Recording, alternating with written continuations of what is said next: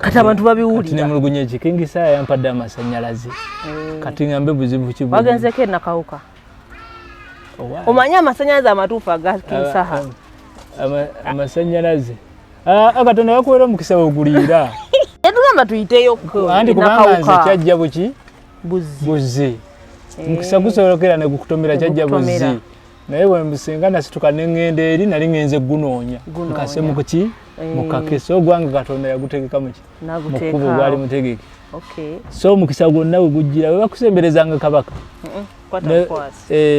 ne bakubuuza kiki kyoyagala nina gwe nalaba teka kulinde tugende mu lubiri waliwo mukulembeze yabuuza nina gwe yabuuza kiki kyoyagala nkukolera abali ne bali ku kamera bakanyaga gamba yogera bambi yali musanyufu omanyi waliwo kiri kyotukako nga tosuubira kusanga muntu oyo okitegedde naye n'omutuukako nga obeere no gavana stand sinkana omuyimbi ono ne mukwatako mpunga era saabwe namusanga nawunga naye nasigalamu akakola ki akategeera n'osaba byoyagala era amasanyalaze nagalaba naye nga mbi we bali kuyimba kubanga bw'osanga omuntu gw'obadde oyagala ennyinyi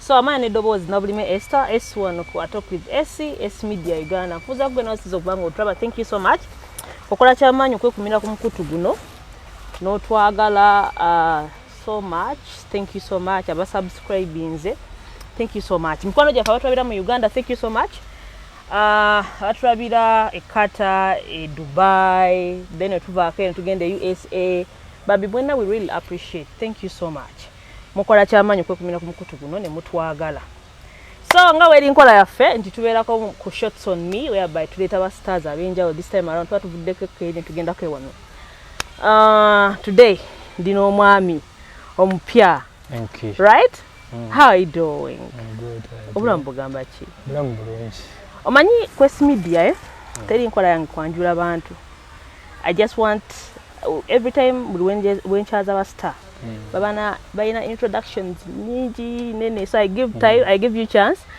and time na we introduce yourself to our viewers. Yeah, well, this is Enki wafe tuli balungi tuvuganya Equator magazine kakaya alijanga customer this new song then abawagizi embagamba basana bukisimwa How you doing, Heki? By the way, it's my first time meeting, and actually, it's a pleasure to me. Thank you for your time. How are you doing? I'm good. Obulambo gambachi. Obulambo bulungi. Endongo nonje kuba kati amasanyalaze nzagayina. Amasanyalaze gwagayina. Era yensonga laki nkunoonyezza. Nengamba amasanyalaze nange ninogafunamu gatapinga. Clear actually. Ate sigamma. So abanyi eke amanyi tubeera mu bino ebintu bwe tubeera nga tulina we tuli. Tulina time we tukanga we have fun nga balina ebintu bye baagala okumanya. How oyingira otya endongo? Endongo njiyigira so fakati nyinza okubala nti mwaka gumu n'ekitundu. Gumu n'ekitundu. Naye nga ndi mwana wa Makindi muno. Wano ndi Kaalo. Mazeemu emyaka mingi nnyo. Akaalo kano nkajja mbuzi ekintu kyange. Naye osimanyi lwaki kiri bwe kityo. Buli we mba nkubira aba star. Makindi. I don't know why it is like that. Yanduddemu nnyo. Naye nga nava waffe ngoma eyo. So kwe kuyingira endongo eyo. Nojja n'ogitambuza. Okifuna otya ekirowoozo? How do you omanya otya ati kati oyagala kutandika kuyimba? Because ekintu bye tukola essaawa zino bye tukola mu bulamu eba dream. Okuyimba okwo nakwagalanga nnyo kuva buto nga nkiwulira. Nkiwulira nayimbangako mu kwaya naye kwaya eyo nagivaamu nga saagala kusulika mutwe. Kati neekwesima ndaba nze ndi mugezi nnyo kyokka nga tetulina sulika emitwe. Kwaya yali ya dini ki awo? No, primary. Okay. Primary schools. Okay. Abagenyi baffe tusanyusa okubalaba. Waliwo engeri gye twakolanga emikono wetu. nga toyagala bintu ebyo nate eyo gye bitandikira era gye bitandikira nakyuka nenva mu maaso nali mumpi nenva mu maaso nenziratemabega ng'oloofa ng'otya kyagala kusulika mutwe so nokitya nokuyingira endongo so you write your songs I write my songs. So otandika ddi okuwandiika ennyimba ezo because kati ntandika okulaba jjaniyo weetandika because you start with writing then n'oyimba emabega eyo nawandiika nako kkonya waliwo abayimbi bammanyi waliwo abammanyi be nawandiikirako tetwagala bogerako natandikira eyo naye nentuuka nga sikyali muwandiisi neŋŋamba kanyimbe noyimba kwe kukola like enough katonda nampa hiti nga nkoze eki nanakajja ewaffe tuli balungi future love nagiraba ku TikTok yakuba left right and center netugiwulira nga waffe tuli balungi abalungi bangi leero mbaddeko nego omuntu gwenkyaza today nti abalungi batono kati ate gwe ngamba balungi bangi kati buli mukyala yina mulungi tewali mukyala mubi.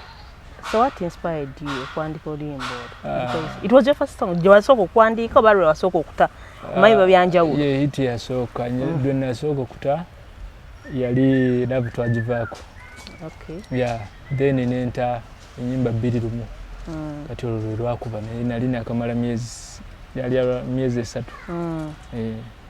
love mwagivaako. What inspired you to write that song? Love twagivaako. Because to me buli njogera n'abantu ab'enjawulo babaawo ensonga lwaki omuntu akoze ekintu ekyo. So what was the magic behind love twagivaako? Sometimes oba owandiika olumu osinziira ku bantu osinziira ku bintu bingi nolaba kati ki ekiriwo abantu kye basinga okufeesinga kwe nasinziira neŋŋamba waliwo bwe bamenya emitima kitegeeza gwe bamenya omutima ajja kwagala love twakolaki twagivaako n'emitima netujjanjaba gyawona. So message yaliwo etyo love tesobola kuviikako tesobola so netugenda mu tuli balungi nenkola eddoboozi lyo era nkyakumisenga eddoboozi lyo nkyalimusenga kimanyi wanyiga then nenta waffe tuli balungi tuvuganya ikweta iriranga masengere kuba tuva mu lulo lw'omutanda. So ndi musajja njagala nnyo Buganda kubanga Buganda fena yetukuzizza kati ate bw'otayagala Buganda oba olimba oba olina ekikyamu naye bonna anyway to me I think fena ffe tusobola okwagala. You know, to me I believe in peace and love and unity. So ndoza kiba kirungi nnyo ffenna okweyagala wadde abantu nga boolaba ensi abantu abasinga beekyawa abantu tebakyalina kwagala. So that you find something that can unite people. Oli nafuna self esteem agamba olimba n'alwewa waffe tuli balungi tuvuganya equita something like that. So n'otambula lwakola lutya gwe mukulaba okuko lwakola lutya? Lwakyusa buli kimu gye bayita hit song etali ya saakasi etali ya kusasamaza etali ya kuwemula luba luyimba lwanjawulo lukuwa lwampa ekitiibwa mu bantu lwampa okumanyika nerundaga abantu ne banjagala nze ndi muntu atalina kika sirina like kika. So abantu people loved me nekinsanyusa ndaba nga afunye family ate empya ennene nnyo when it is global. So nga nolabira ddala nga ofunye abantu abagenda abakwagala ne katikati ne family nnene nnyo. Wow, that's really amazing. That is why I love people. Era nze abangobererako mu kutu gyange bakimanyi bulungi nnyo nti mbaagala nnyo. You know, abaana abaagala okubeera ba star. For example, abayimbi, badansa, ba TV personalities, buli muntu yenna nga ayagala okubeera star. Ayagala yerabeko ku TV, ayagala yerabeko somewhere. first time yo kweraba ku TV how feeling yo yali etya chaku wawulirwa otya because kyemanyi omuyimbi yenna owa N-Star kyona kyalubirirwa kwerabako wali eri wawulira otya nawulira bulungi naye ntenze experience gye nasinga okufuna nali njagala nnyo mama wange ndabeko kuki mama wange yandeeta okuyimba nali sibiriiko nagamba naye njagala nkulabeko ku TV nga wali oyimba owandiika obuyimba bulungi njagala nkulabeko ku TV nga nkyali mulamu ekyo ati nekinkwatako nnyo naaka kayimba kalabu twagivaako nakayiya kiro ekyo late night obudde busirise bulungi akyansanyusa nnyo nga mama wange andabyeko ku TV ate nekinsanyusa nnyo nga alaba abantu bakubira enduulu nga buli woyitabeerako nakubira essemo nga musanyufu nnyo nnyo era ne kati so ye experience gye nasinga okufuna nti buli we nabeeranga nkukuli nga nkimanyi mama ndaba ate gemaanyi ago bitambula nowe bityo actually TV abantu bajagala nnyo naye ffe naye tuba tutandise okunyumya ku stories ezo bazadde baffe ngeri gye bawuliramu people have the best stories in life because I think to me first love esooka ddene abantu ne bagoberera I think ye muntu asobola okwagala ebyaddala era lyessanyu liviira ddala ku mutima unlike mu era gye tulimu nti omuntu asobola okusmilinga nakusekera right and well but nga takimiininga kati omuzadde kiba kyanjawulo essanyu liviira ddala oba oyina maama ng'akwagala ng'ate atobye naawe muteesaganya omanyi abazadde abamu by the way yo mom ate wanjawulomu abazadde batyanga nnyo kulaba abaana abasita bo balowooza nti ogenda kwonooneka agenda kwonooneka ebitebirowoozaako naye yaŋŋamba abayimbi bafa siriimu wekuume siriimu abayimbi bafa siriimu kyeyatya kyasibogamba nagamba wekuume mwana wange likabuuka kange kalungi sagala kufiirwa I know n'omugamba otyawo libugamba ati njagala kusanyusa sijja kubeera mu bintu ebyo naye byewalika osobola kirungi osobola okusetolinga so tugenze kulimba lwaffe olulala awo tugenda kuddawo okusetolinga otubuli oba wasetolinga tugenda kulimba lwaffe olulala twogedde tuli balungi waddako luyimba kyawo naddako awo ennyimba endala nyingiko nyimba nga 3 naddako bishwa nenkola ekibala nenkola habibi they're all good songs nokitambuza so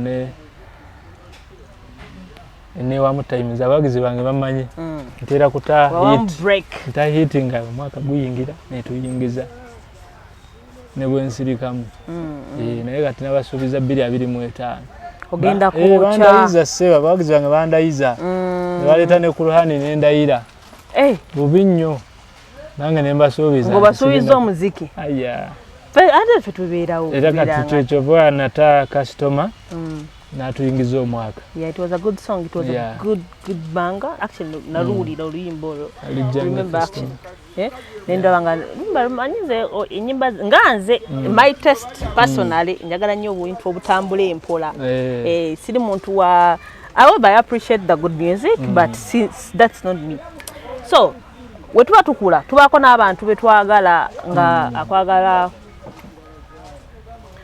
woba mu music industry olina omuntu gayanyimbira bulungi muyimbi kye yakweyimbira obulungi awo mu biseera byo ng'ovubuka wano mu Uganda sagala nnyo okugenda bweru okugamba mu Uganda twali baana buto nnyo nnyo nnyo yali Sebatta kuba Sebatta oyo waliwo ebiseera ebyo Kafeero yali ali kumpi obwokufa naye emyaka emabega kaawo Sebatta gwe yali omuyimbi nagenda okuteeka bwe nti Sebatta yali omuyimbi kati wabaawo endala zonyumirwa naye nga waliwo akayimba kaali kagamba Wesimya balina abakitamwe bakola entegeka n'otasanga akayimba kaina amagolo takolera kizibu okulaba kati ate oyimbamu ate ensi enkutte ngamba kati tegeza nange ngenda kukola ngenda fuuka oyo nkoba za mbogo ekyokulya kibule kubanga ze taata teyaliiwo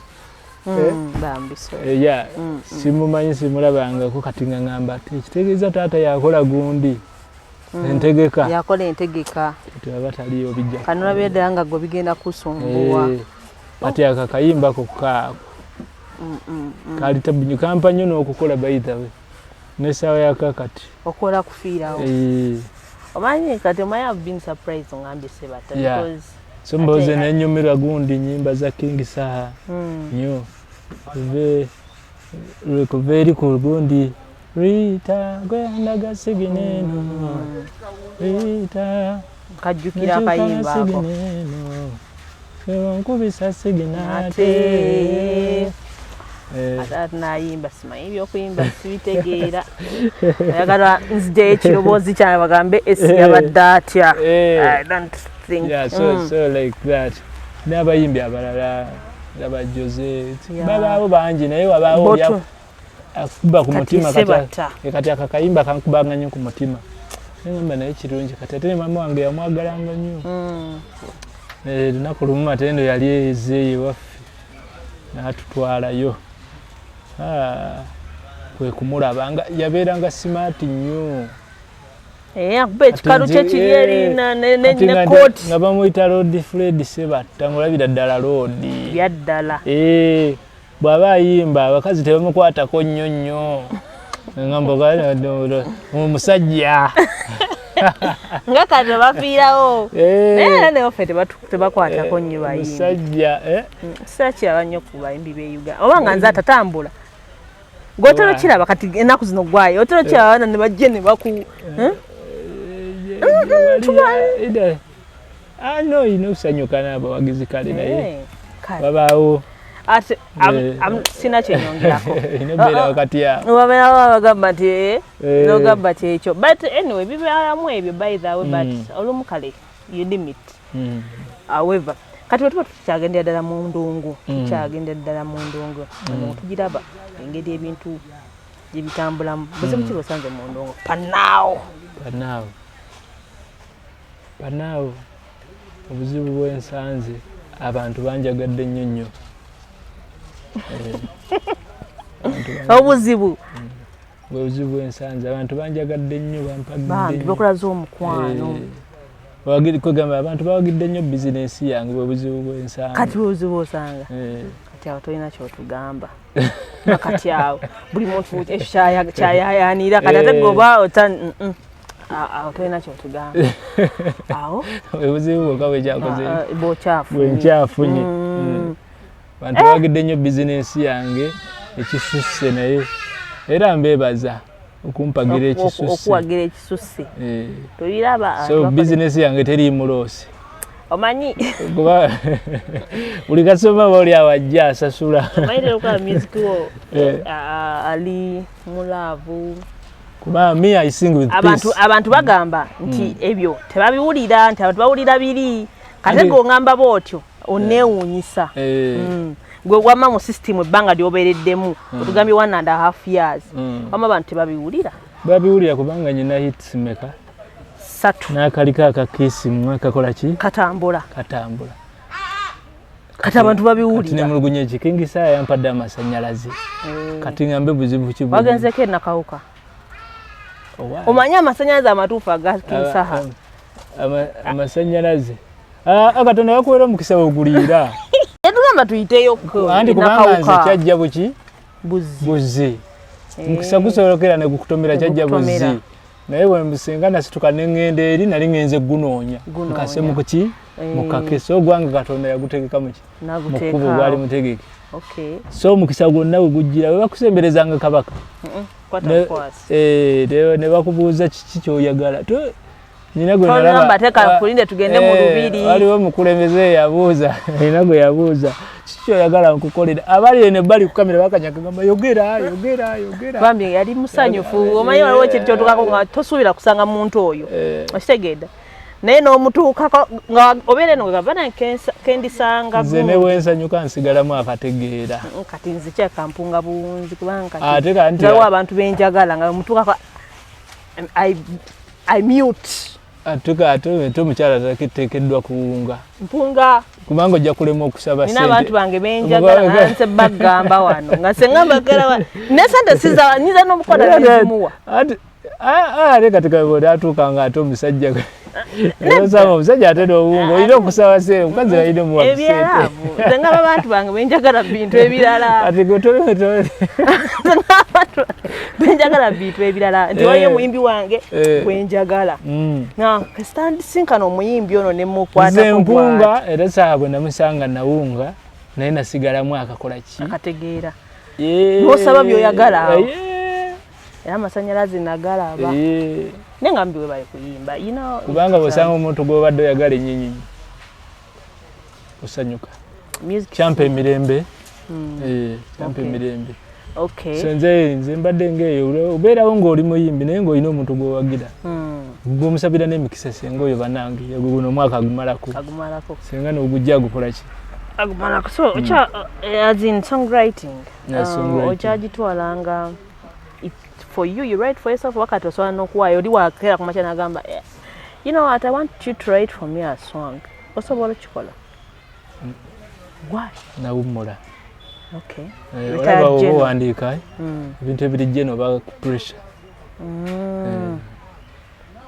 so akeera ku makya n'ogamba bino sijja bisobola nogamba kawe wandiikire wandiikira mpolampola kuba akako kaba kakugatta mpolampola oba okajja ku mutima so kati omwaka 2025 tugenda kulaba kimafia mwatandise okundaba kimafia actually tuli mukulaba kimafia mukundaba kimafia okay producer kan katwale gwe mutwe tugenda kulaba 2025 kimafia sabantu baffe basuubiza bye basuubiza mbasuubiza music omulungi ennyo ate n'okubaagala ennyo era nsaba buwagizi bamwe bweyongere bayongere ddala okukwagala mumpaddeko kubanga abawagizi be batuwa ennyimba muwagizi wagana okuwagira biba bikoze ki era nsaasira omuyimbi akola amalala ate ku muwagizi fyuca ye eba ntono wabaawo akatimba akagikuttemu kootalaba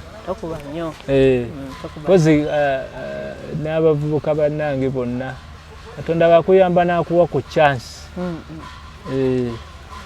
ngosobola okufunayo omutwalo gikozese tokola nnyo bantu bubi kuba abantu bakolima bantu basaba essaala oli omuntu omulumya omutima nakusabira essaala embi omutima omulungi kintu kikulu omutima omulungi tegusasula abantu tebakusasula mutima mulungi naye katonda akusasula omutima omulungi omuntu omutima omulungi tafa kulasiti wabeerawo katonda gwayitamu n'agamba naye yakolanga bw'ati so kati manya byokola kati abantu be bakusuuta naye ate be baseka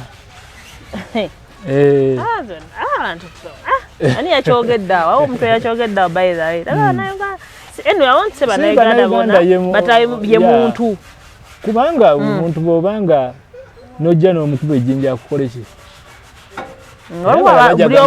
omanyi olaba yakubye minisita ejjinja wamaanyi kubanga ffe minisita tubadde tumutya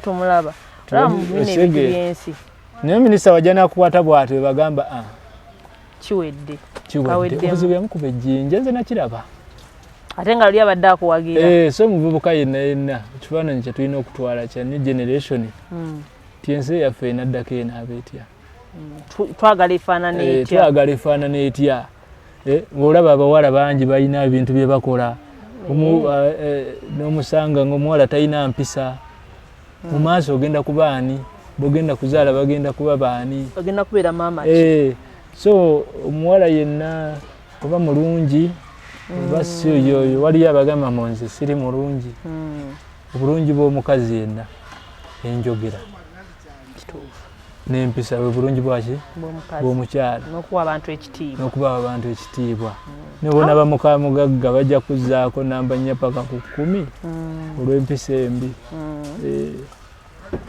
eno point enyingidde munda mutima pozi oganya ekyanoonya That's what you said. Sina kutandika kunoonya. Ochalya. Kale tukyasike tutambuze endongo. Ate tutambuze endongo eguke then ebira tunabirabo oluvanyuma. So kiri. But thank you so much for coming. Tusimye nnyo. Nsaba nolala tusinkane next time. Saba wagizi bange amanya Enki erinnya lyange likalubiriza abantu kyokka litono. Osobola okuliyita Enki. Nze ne nkusanga n'ompita Enki. Sirina tabu. Naayitaba. Enki. Oli ne wangamba gwe mpitaba. Tobikolanga bintu ebyo naawe. Ate tigedwaki. Kati wagamba gwe tuliwo bameka. Kati omuntu ate basanze muze gwe. I don't think it. Naye amazima gali nti bafani baffe tubaagala. Naffe tosanamu akatiibwa. Akatonotono once in a while. Naye ate olaba ate. Omuntu akusanga eyo naga gwe madam nogamba na. Ate kimanyi nti omuntu w'empisa embi asobola okufuula omubi. Kati abantu ekintu ekyo bakigwamu nnyo. Oli naakola empisa embi n'akufuula omuki? Omubi. Kati gwe n'oyagala olaga ennyo ki? Okakkana. N'okkakkana. N'analyzing embeera n'otakola. Naye obadde okimanyi, to my experience, n'ekintu kye nategeerako sometime. Ebiseera ebisinga abantu okubeera humble si kibi. Naye ate abamu waliwo abakozesa advantage eyo to your disadvantage. So if you are I won't say being too humble. Sereka bukimugola abantu amubalowooza munaye oli musiru totegeera. Kirungi okuba musiru. Kirungi. Kubanga after some time abantu bazuula teyali musiru. Ebikolwa. Anyway. Buli muntu yamanyi wakwatamu ebintu bye. Naye nkubuuze. Oli mukazi mufumbo? Siri mufumbo. I'm not married and I'm not getting married soon. Enamba yesembyayo ki? Nedda enamba bireke. Bireke. Tukyakolera abantu. The problem we tubeera mu industries where tulimu. Badde njagala tukube kalango banago mukyalo do. Omuntu wange guteeke mu kayimba akaddako. Omuntu wange gyali eyo. Ajja. Yani. Yange sigala. Interview wange gyali, naye nga ebintu ebyo tubireke. Thank you so much for ojja kunsula mu mbi, ojja kuŋŋamba erinnya ngende njogera erinnya nga siri ebyo. But anyway, thank you so much. Tusiimye nnyo mukwano. Thank you so much. Bambi, YouTube kodi? Ku YouTube kwendi Enki, erinnya liri ENK. ENK. Muli wamu. Yeah. Then TikTok era. Instagram. Twitter. Apchawe najesogedde. Ngezaako okulaba engeri gye basobola okunoonya. Snapchat, Instagram. Snapchat koliye? Nendiko nga kuliko music. Siriko nga kuliko. Kuliko ki? Kubeerako ki? Kubeerako emipiira ajase nemani. So twagala nnyo, thank you so much. Abalabye okuva gye tutandikidde paka eno gye tugukidde. Thank you so much. He has good music, please. Alina omuziki omulungi. Abayimbi aliko kati. Akayimba akapya akatingiza omwaka. 2025 nkola ya kimafia. Akayimba akatingiza omwaka bakayita customer. Osanga jenkolera lijanga customer. Oyo alla gwensenza lulibo lijanga customer. Kati verse gye baagala ennyo egamba. Namusanze nga yakabitya nga yambadde kajini akabbulu. Laba bwe yakyuse naseka ate nentunula bbulu. Alabika nga toto walodi nga walodi. Alabika basula mu geti okuli ne fensi. Nze atalina toto walodi nti tulina jani. Ndoze embeera gy'oli ebeetabuse. So njagala okugenda nti mukwano bwenti. Ojjayo ekigere. Nga ekinnya kinene. Akalala ke kakismwa. I'm sorry to say I'm falling in love with the saint. Osana kwa ya fosi akukume nga parliamenti. Exactly. omutima gonze gunkwase usanyinge so kati obuyimba ng'obwo abantu sinewuunya oba tonakanoonyako ina n'ekizibu bakanoonye ku YouTube. So ate ng'omwaka guno guli kimafiya mu nnaku ntono nnyo tulina lwe tugenda okuta masavu kuki masavu tulusumulule wali eri era abantu bwenna mbayita mujje ewakengisa naku z'omwezi meka ogenda kifa bakulanga sikisaali ndakasumululira awo kubanga kingi yakkiriza ndakasumululira mu bitiibwa amasannyalaze tugataawo ngalaba wamma gaguga kuliko sibula abantu. We love you all, thank you so much. Twegweko ndowooza maaso eyo. But please subscribe to our channel, liking, commenting, sharing. Mikono gyaffe gyonna Gerard okuva USA oba Kanabulabye, thank you so much.